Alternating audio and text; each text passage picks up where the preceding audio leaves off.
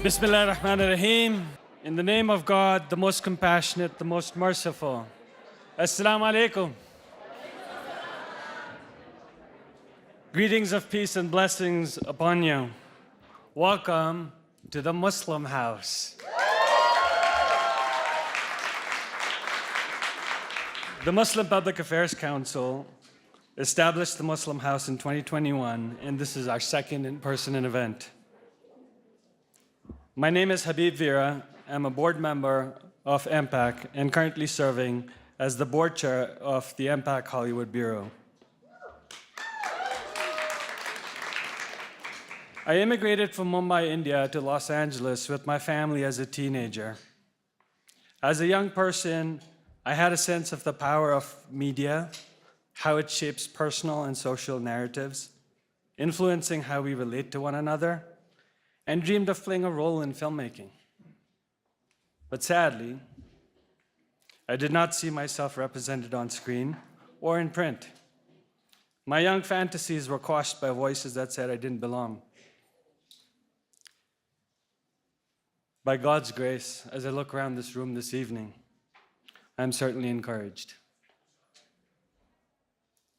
The human story, the American story, as told in the media, is incomplete without your stories. My faith compels me to seek truth and work towards establishing justice in this world. This is why I serve MPAC and build community with MPAC.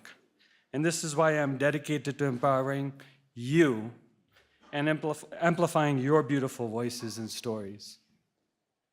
On behalf of the MPAC team, I would like to extend my gratitude and appreciation to the Doris Duke Foundation for recognizing our work and having faith in us to join in our efforts. Many thanks to Sam Gill, Zayid Rahman, Alicia Weston, and the entire team at the Doris Duke Foundation for their support for tonight's activation of the Muslim House. Through their Building Bridges program, Doris Duke supports the work of so many Muslim creatives across the country, and the funding is so critical to changing perspectives of our community and to ensuring that our stories get told. You'll hear more from their leadership throughout tonight's impactful program. I have the distinct honor and pleasure now of handing it over to my dear sister, Sue Obeidallah. Like many of you, in my difficult hours, I have leaned on Sue, and she's been a steady source of positive reinforcement, and for that, I am eternally grateful. Sue Obeidallah. Assalamu alaikum, greetings of peace. Before I begin, Zeba, Sam, would you mind standing up and greeting the crowd?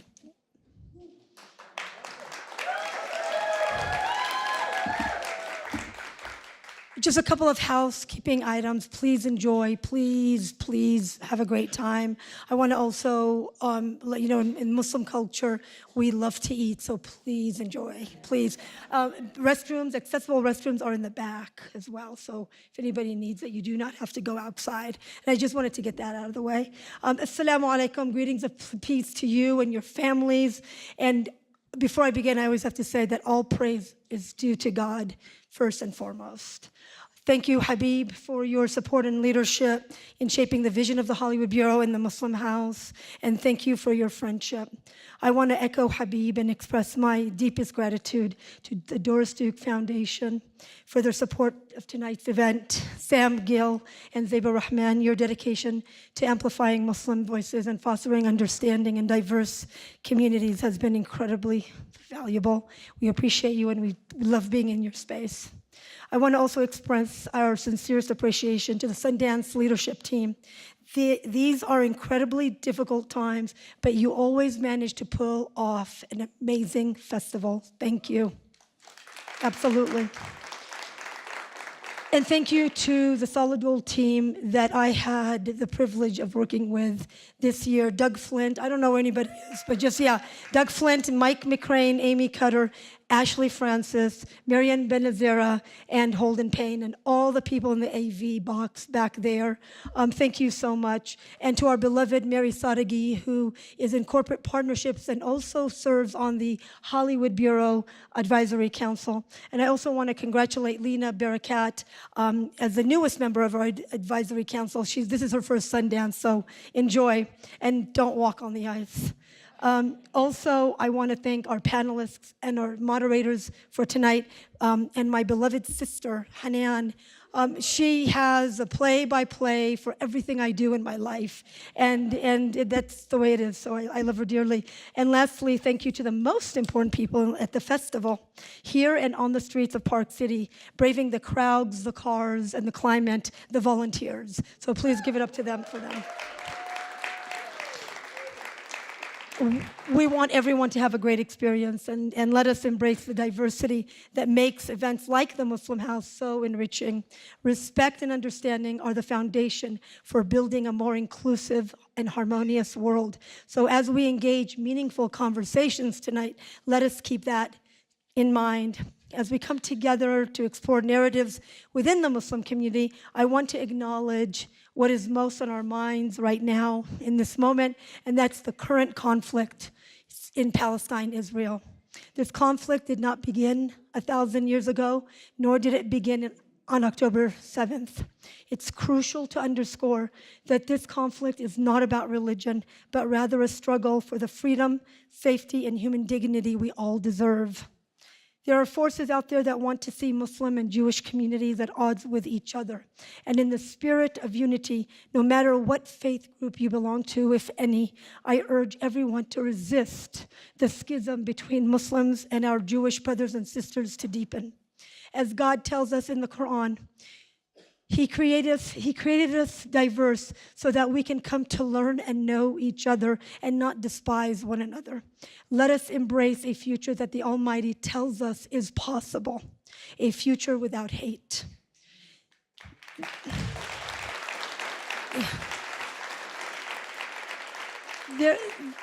There is no military solution to this conflict, but only a diplomatic one. MPAC calls for a ceasefire. It calls for the release of all hostages, and it calls for the end of the occupation. Israel and a free Palestine can exist at the same time. Thank you all for being here and this journey with us. Many of you have come here before.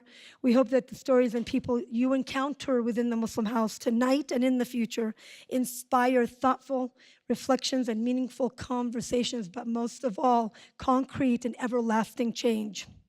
And now I'd like to introduce a warrior in the American Muslim community, a woman who is a trailblazer and is a quiet giant.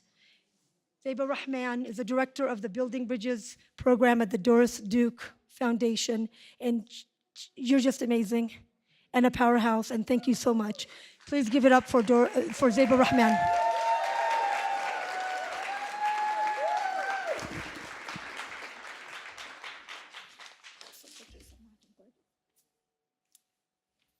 Stand by. Okay. All right. So please join me in giving it up once again to the indomitable Sue Obeidallah.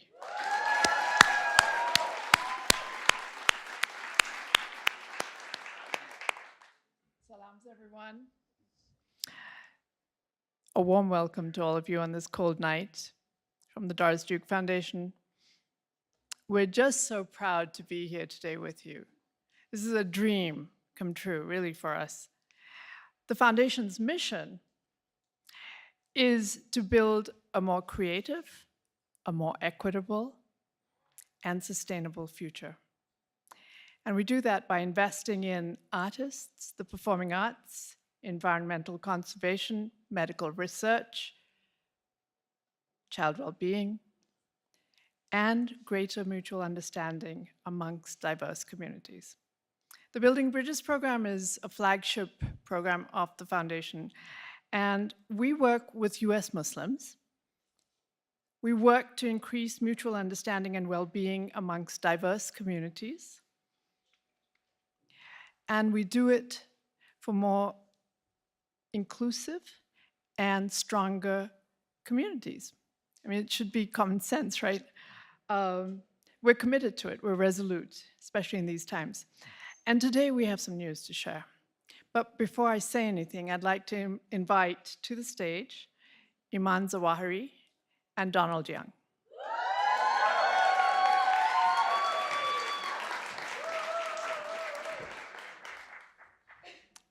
Come a little closer. Come a little closer. There we go, there we go. Okay, so we're just bursting with pride and so thrilled to announce a new $6 million initiative to accelerate and support US Muslim storytellers.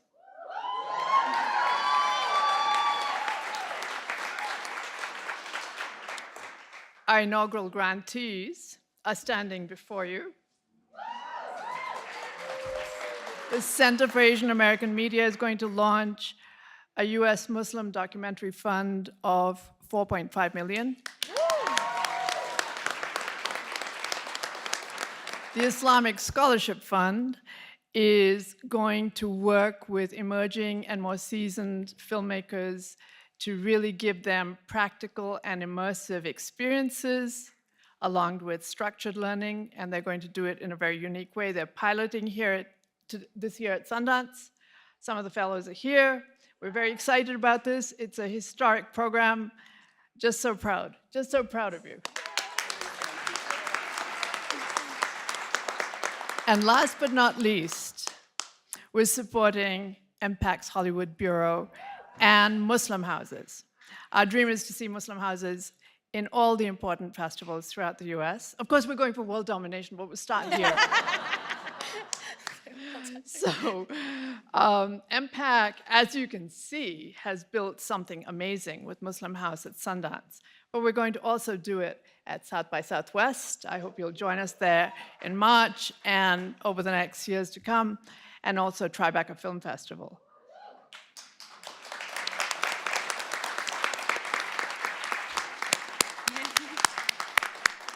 So this is a real celebration. I'm going to now introduce you to the person who's really stood by the Building Bridges program, who's really believed in our vision and our ideas, and that's our CEO, Shamsher Singh Gill.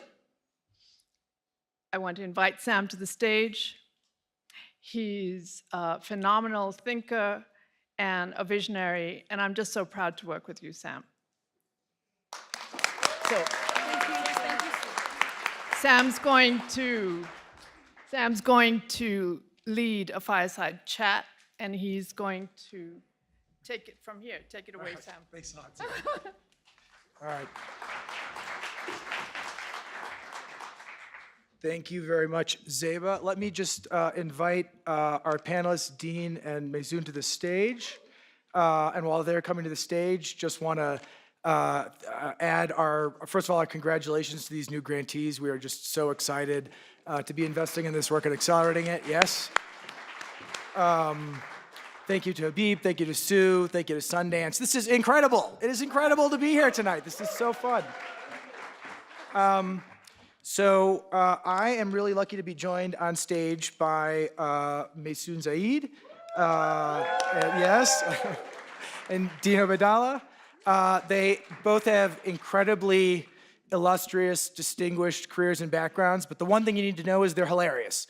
And what we're really going to talk about tonight is not only the power of, but the importance of humor and comedy to help to confront hate and intolerance, to help to bring people together, especially in moments like these. And so I think we should just get into it. Yeah.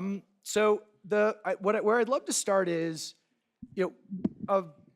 one of the things that you both are known for is the creation of now really a 20-year institution, which is the Arab American Comedy Festival. We started in high school. We started it freshman year in high school. Exactly. It was like that or yearbook. But tell us, especially because the moment we're in now, tell us about how that started, why that started. Yes. So like most Muslim girls in America, growing up, I had a dream, and my dream was to be on the daytime soap opera General Hospital.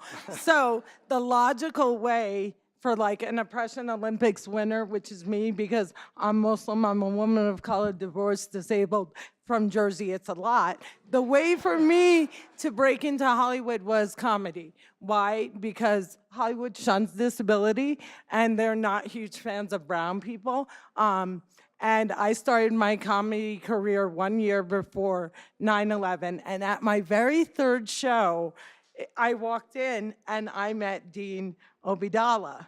And after 9/11, he contacted me and said, we should do something to counter the negative images of Muslims in media post 9/11. And he had a big dream, and we haven't achieved it yet. But he wanted to teach Americans the difference between Arabs and Muslims. We're still trying to do it. They're not really futile catching up. endeavor.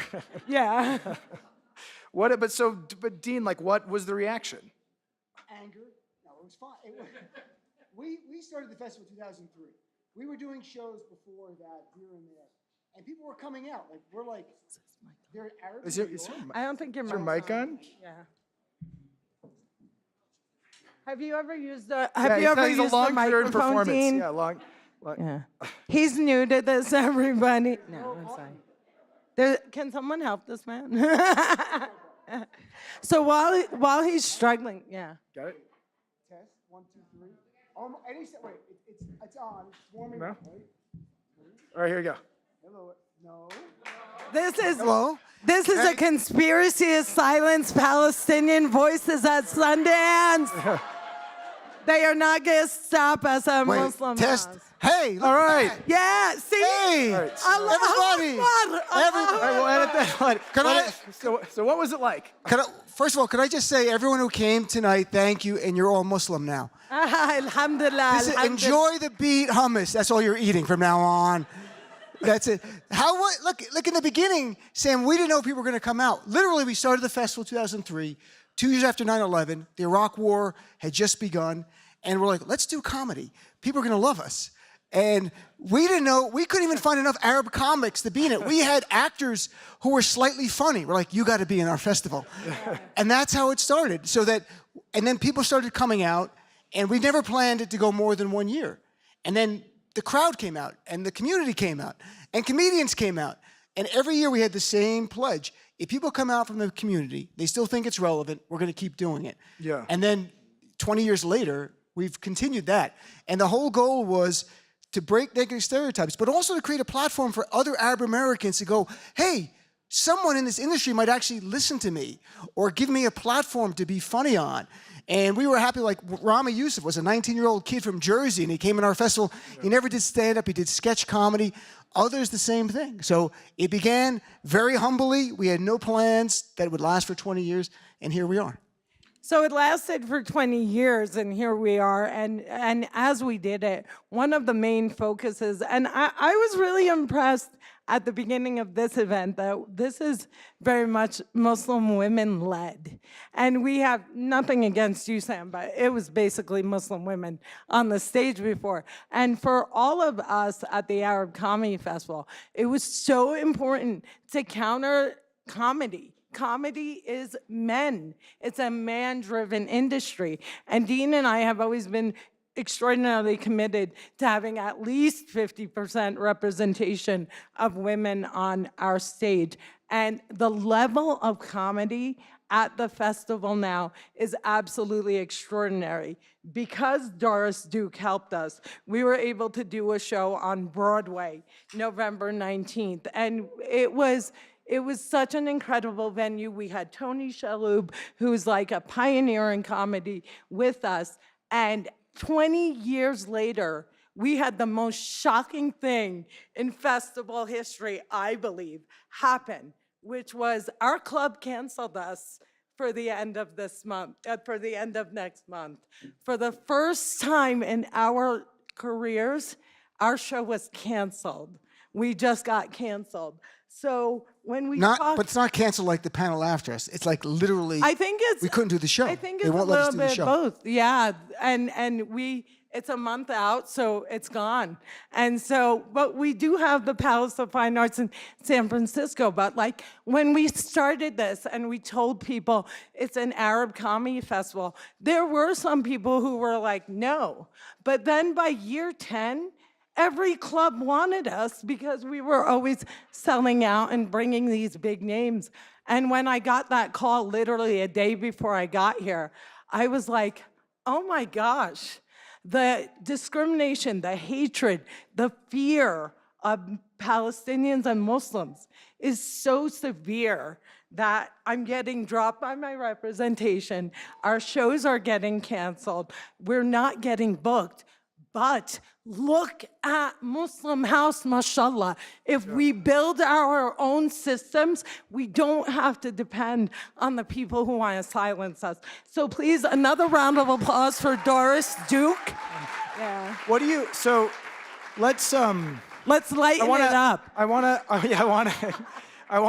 ask about that, right? Which is, you know, on the one hand, it's you can get a sense in this moment of how precarious progress can be, but on the other hand, I think it is inspiring to hear you, Maysoon, say like, look, no, but we know we can build these things. What have you guys learned over the last 20 years about what needs to be built? About what needs to be built so that, because moments like this are inevitable, moments of fear, moments of retrenchment. What do we need to build so that when those moments come, we're addressing them with more stories, with more jokes, with difference? I think the one thing, the actual ways of doing that, we can discuss and you can have different approaches. I think it has to be our attitude. Everyone here has to understand, progress is not permanent. Okay, we're learning that firsthand. I made a documentary in 2013. I'm a filmmaker, by the way, called The Muslims Are Coming. Has anyone ever heard of it? Muslims Are Coming? Oh, a few people. It was 5 Muslim American comics. We went to Georgia, Tennessee, Mississippi, Alabama. 3 of us made it back. Utah. We went to Utah. The second leg, we came over here. But the point was, 2013, we make this documentary, and it got in some festivals, we got some distribution. People were like, well, things are better for you Muslims, right? And they were. It was 2013. Obama was in the White House. Anti-Muslim bigotry was not where it was after 9/11. We didn't know a year and a half later Donald Trump would come in and call for a complete and total shutdown on Muslims coming to this country. And the result was we saw the biggest spike of anti-Muslim hate crimes, worse than after 9/11, in 2015 and 16. So the point is, all of us, the attitude should you never lose faith that progress is not permanent. And we're living through that now beyond our community. If you're black in America, August 1965, you had more voting rights protection than you did today, because that's when the Voting Rights Act was signed. But in 2013, it was gutted by a GOP Supreme Court. If you're a woman, you had more protections in 1973 than you do today in 2024. Progress is not permanent. The powers on the right, the regressive, repressive ones, they're not going anywhere. They're fighting us. So we're dealing it on a small level with our comedy at a club that we know the owner, who loves us. Who loves and us. he wants, he's not anti-Arab or anti-Muslim. He's afraid of, are there going to be bomb threats? Are there going to be hate crimes? And underneath it, he's afraid, is it going to hurt his business to be associated with Arabs right now and what we're living through in New York City? So the idea is, we're not going to give up. You have to have a thick skin. Remember, progress is not permanent. The fight continues over and over and over. There's different ways of doing it, different storytelling. You're funding documentaries. What a great way. And comedy is such a great vessel to tell your story, because if you're going to have a serious film or a serious speech, certain people come. Comedy, they come in, they don't know what's going to hit them. You slip the message in. Yeah. That's what you do. That's the best way of doing it, like all the time. That's what we did. And even for our own community, I would give pep talks. I'm like, look, it's bad for us Muslims. It could be worse. They give hurricanes Muslim names. That wouldn't help. Turn on the news, Hurricane Mahmoud is coming. Run for your life. Mahmoud's a killer. So you use comedy when you can. What do you, I want to, Sam, to bump on that, I honestly think the most important thing for our community is the talent. Work on your craft. I don't want to say this to you, but I'm going to It's the advice you don't want to hear. You're going to have to work 10 times harder than everyone else. It's completely unfair, but when you get that chance, your talent needs to be at that level. So a lot of people think that when they come to the comedy festival, it's like, oh, it's cute, a bunch of Arabs trying to make jokes.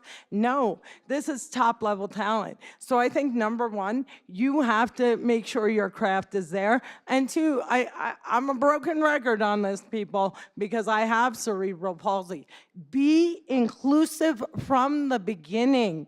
Do not be a minority community that isn't inclusive. So yes, Muslims, we're going to need to make our spaces inclusive of disabled people. We need to make our spaces inclusive of LGBTQ people. We need to make we must be trailblazers in inclusivity. Look at this beautiful space that Doris Duke has created for us, and MPAC, God bless you guys, mashallah, has created tonight.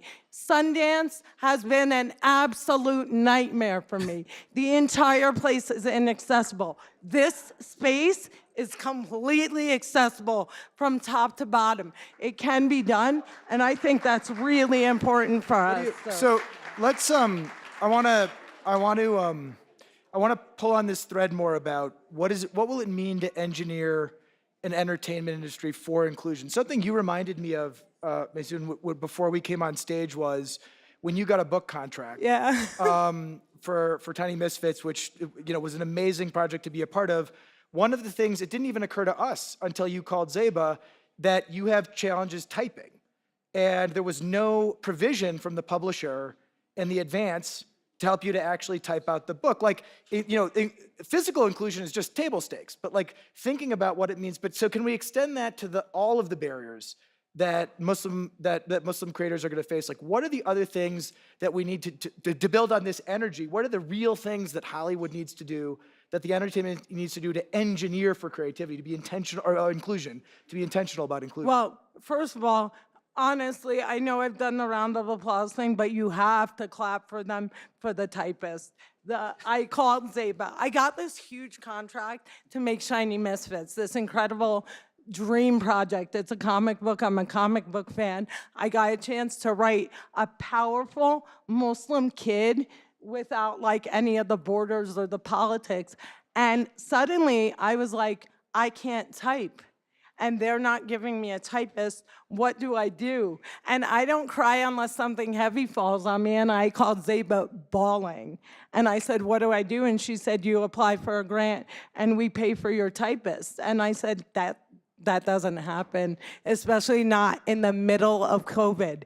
They gave me my typist, and we were able to deliver the manuscript in 4 months thanks to what they did. So to answer Sam's question, I think that, again, if you have power, if you are already a director or a producer, bring people up with you. Dean and I, whenever we do stuff, his radio show, he brought in Nina Kharufa, a Muslim producer. My team is all women. My team is all women, not because I'm a Muslim woman who can't be around men, but because I'm sick of you, patriarchy, and I'm tearing you down. So, like, I think that we have the power, and we must stop apologizing. So many Muslim people walk into the room and they're like, I'm sorry, I condemn terrorism, I condemn everything. Is there any way I could be a gaffer?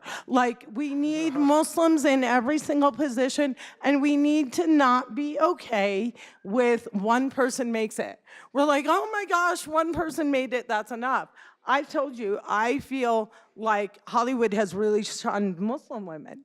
We're represented in commercials, we're in sports, we're on stage, but when it comes to mainstream media, like, The View has never had a Muslim host, but they have had 20 years of anti-Muslim rhetoric and nothing to go against it. So when you think of who are the big Muslim talents, thank God Senna Khan and Miss Marvel have given us something to look at. But we don't have that. So we need to have our men in power positions look around and go, oh, wait a minute.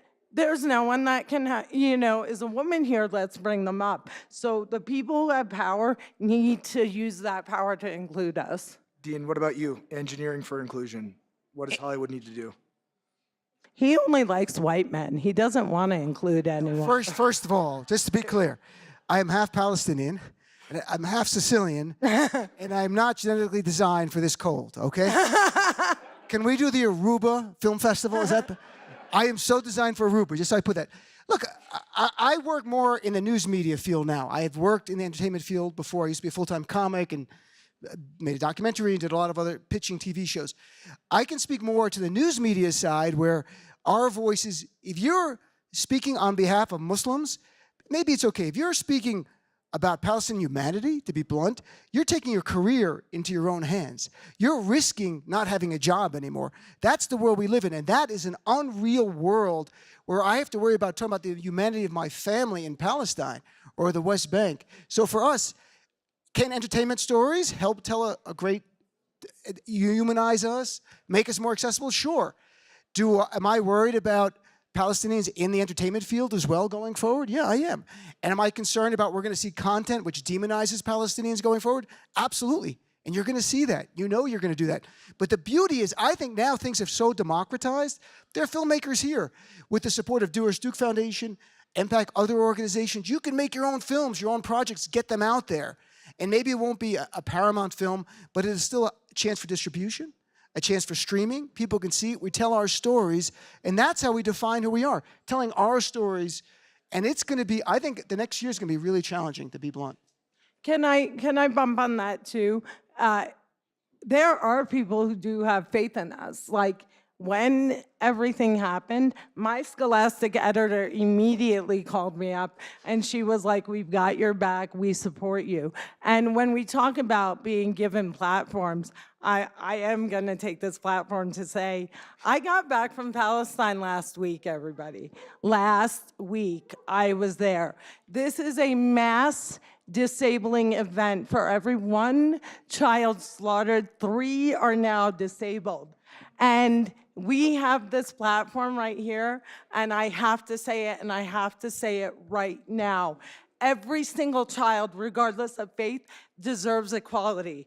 If anyone in this room supports the killing of a child because you think it makes you safer, you are a monster and you need help. Please, everybody, use your voices to stop the slaughter. It must end. No other child should die after today.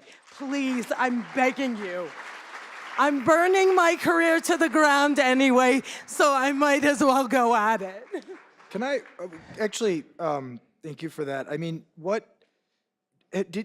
over the 20 years of the Arab American Comedy Festival, over your careers, how did you and other comics navigate what you just deftly and powerfully walked us through, Maysoon, which is, I can imagine sometimes there's pressure, like, let's just keep it about the jokes. Let's just keep it light. And then there's no, it's just a political speech act. If it's not for something bigger, it doesn't count, as you're not part of our community anymore. You should be standing up. How did you and the comics navigate these discussions?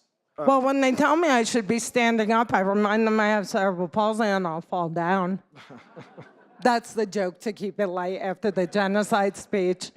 I love what I do. Like Dean said, he hosts a radio show, Sirius XM, channel 127 Progress, drive time, 6 to 9, 3 to 6. And you can listen online. Every other thing we're going to say is a plug for something we're working on. San Francisco, February 10th, Kennedy Center. April 16th, Shiny Misfits comes out. I could do this the whole time. But we love what we do. Like, when we do these shows on the road, we've got 15 minutes left, everyone. Pay attention to Sue. We love what we do. And so the way that we navigate it, at least with me, and especially with the younger comics, because we've mentored comics because it has been 20 years. There are people that came to our shows at 16 and 17 and became comics. And when stuff like this happens and they're stripped of representation, or they're scared, or they just don't know how to write jokes anymore, we take care of each other. We help each other out. We listen to each other. And if any of us steal jokes, we send them to the Sicilian to deal with. But did you guys have, but we're not stereotyping anyone here. Did you guys, Is there a Sicilian house I can go to after? yeah, exactly. This is ridiculous. How dare Did you have either you or did you have comics that you've worked with where like their families, communities they came from said, you're making light of situations that we think are serious, like have those sorts of issues come up? Yeah, I mean, we have a comedian who started off wearing hijab, which hijab as a choice. Hijab is when you cover your hair as a Muslim woman. Hijab as a choice should be respected like any other choice. She chose to take off the hijab, and she chose to live a much more liberal, kind of open life. And her family 100% blamed her being in comedy. And that's where you reach out and support and say, we are your family. Yeah. We are there. And I've talked to people's parents and been like, yes, you can be a comedian without drinking alcohol. Yes, you can make it in Hollywood without sleeping with people. I haven't yet, but I've been told that it's possible. This is a halal house, not a haram house. It's the halal Muslim house. And I will say, though, what comics are going to talk about on stage, they're artists. We want them to talk about what they want. There are comics who are political. There are comics who want to talk about their family. There are comics who want to do dick jokes. It's fine. Sometimes we do a show that, like, it's family friendly, and we tell them in advance.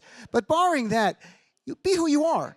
And if you're honest, the audience gets it, and it resonates. Like, in real life, I don't curse a lot. I don't talk about sex stuff a lot. That's life.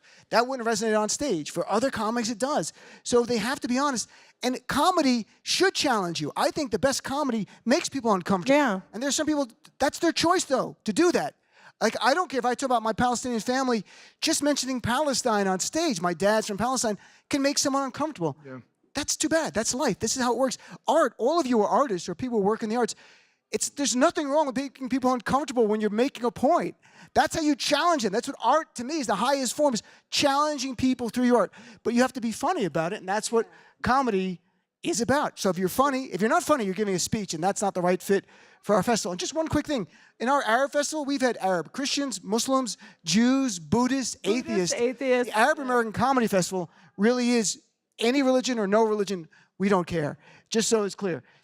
We happen to be Muslim that run it, right. And whatever people are, we're like, we want it to be a celebration of all things Arab that includes being Muslim, but not exclusive to being Muslim. So we have a few minutes left, and you've pushed the conversation right where I wanted to end, which is I think we've talked a lot appropriately about confronting discrimination through the process of trying to be artists.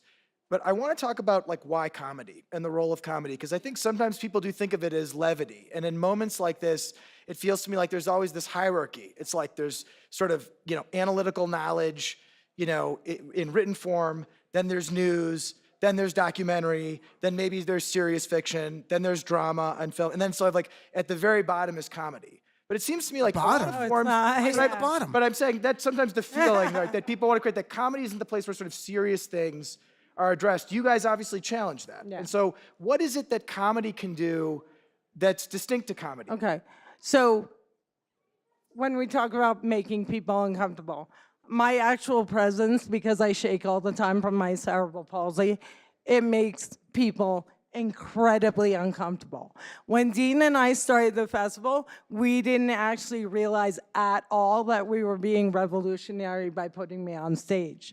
We were Arab, we were Muslim, we were confronting that. We weren't confronting the discrimination and like the loathing that society has for disabled people. So just by being ourselves and doing jokes about our lives, I go on stage and I do jokes about my life. So I didn't go out on stage and say, I'm going to make the world comfortable with cerebral palsy. I went out on stage. I made people laugh.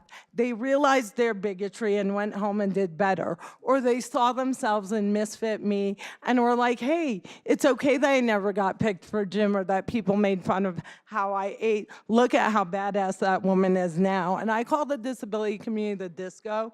It's disability community disco, we're the party. But the reason that I use comedy is what Dean said. When you're making people laugh, they don't realize they're learning. When you make people laugh, they have done research about this in studies about violence against women. When you make people laugh, they are less likely to kill you. Like, they are literally less likely to harm you. They begin to see a human being. And when I'm a Muslim woman on stage, and the only image they have of Muslim women are women who are forced to wear a burqa by patriarchy and violence, and then they see me, they're like, oh, wait a minute. This is not what I thought it was. And when they see a disabled person and they realize that their whole life isn't inclusive or accessible, they're like, oh wait, I would date a disabled person. When you lecture people, they turn off. When you make people laugh, their heart literally starts beating differently, it engages, and you can get them to listen. But I don't always have a message. Sometimes I just talk about Beyonce. And I really want you as artists to not feel the burden of always having to tell a story that addresses our community's needs. But even if your story isn't about the community, include the community behind the camera, on the stage, wherever you can. But I mean, I use jokes because I want to do a 1-hour comedy special, and that's the only way to get it. She's here. Anyone from Netflix here? I'm going to call it limping on the edge. Look, I mean, it's exactly that. Comedy is a way to bring people in. It's inviting. It's warm. If you make someone laugh, they like you. And on my radio show, every night, I still start on Sirius XM, channel 127, 6 to 9 p.m. I begin every night by saying, I'm Dean Obeidallah. I want to be your MBFF, your Muslim best friend forever.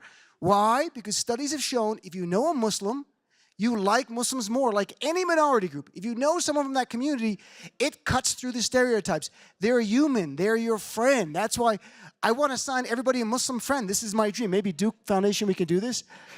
Everyone gets a Muslim friend. You'll learn about, like, baklava. So here's the one thing, last thing I'll say, though. I think comedy, though, I do audience shows in New York City in front of 99% are just white people, okay? It's mostly white people. And in that, you'll be amazed how open-minded they are. Like, I do a joke where I teach the crowd, but I don't go like, class, here's a lesson. I'll teach them, like, about being Arab, about being Muslim, about terms like inshallah. How many people here don't know what inshallah means? Anyone not know inshallah? Inshallah means God willing.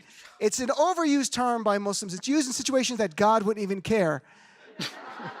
And I tell people, I was at a restaurant in Jordan, true story. I asked the waiter, where's the bathroom? He goes, it is over there. I go, I'll be right back. He goes, inshallah. I'm like, what has happened to your bathroom? And then I tell people that. And then I have white people come up after the show, and they go, I'll see you again, inshallah. So I'm like, they're learning. And that's how we take over. Inshallah. So, Inshallah, we take over, inshallah. So you all can find us on ArabComedy.com. Very easy, ArabComedy.com. If you look up Muslim comic, Dean comes up first. I'm after like 17 men who have barely done comedy, and then there's me. I love that. We went a whole 5 minutes without a plug, so we had to do that. Yes, we did. so this is where I think we're gonna have to wrap up. And No, you know, we're not leaving. We're staying here until Palestine is free. Inshallah. Go ahead. Sam has a flight. Go ahead. But you've already, I think, given one great piece of advice to young aspiring folks, which is promote your work. You've done a great job of that on stage. But second piece of advice: ask the foundation that's present to fund your work. But the place I actually wanted to end is that, which is I think I hopefully what we've got here tonight, in addition to a lot of incredible, established, celebrated artists, are people who are you guys 20 years ago, who who are trying to figure out what's the stage for me, what's the place for me. I got a story, I just got to get out. How can I tell it? So I just would love to close by hearing from each of you. If you could go back 20 years, what's one piece of, seeing what you've seen, learning what you've learned, but also confronting this moment, what's one piece of advice you would give to yourself 20 years ago? You want to go first or me? Go ahead. Okay. Me 20 years ago is one thing, but I teach at Princeton, so my advice to everybody is writer's block doesn't exist, sit down and write it. If you want to prove that writer's block doesn't exist, pay your typist $30 an hour, it won't exist. You'll start writing really quickly. Writer's block doesn't exist, keep writing, do it. If no one else lets you do it, get on the open mics, now you have unlimited access on the internet, just do it. And if you're terrible, if your dream turns into a nightmare, find another dream. Be willing to give up if you suck. It's really important.